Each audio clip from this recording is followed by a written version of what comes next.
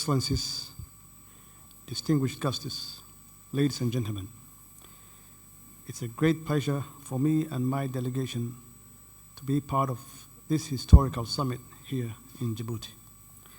Let me take this opportunity to thank my older brother, His Excellency Ismail Omar Gele, for the warm welcome and hospitality accorded to me and my delegation. It's an extraordinary honor for me and surely for all Somalis that we are here today to convene our historic talks on Somali's future here in Djibouti, following our last meeting in Addis Ababa with my brother Musa Bihi. The Somali government and its people also express true and sincere gratitude to the Prime Minister of Ethiopia, my brother, His Excellency Dr. Abiy Ahmed, who organized and arranged for me our first meeting with my brother Musa Bihi in Addis Ababa. We thank you, Dr. Abiy, for your support and commitment on resuming the talks between the two parties. Let me also extend my gratitude to the most senior diplomat, the United States Ambassador to Somalia, His Excellency Donald Yamamoto, for his role and commitment to ensure these historical talks to take place here in Djibouti. He really worked hard,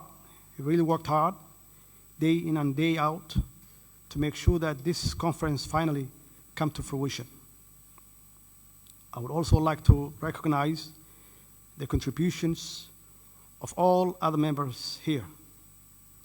Indeed, we are here today to open a long-awaited historical talk between federal government of Somalia and Somaliland government to renew our commitment for open and honest dialogue on future relations to achieve long-lasting peace and prosperity for our society.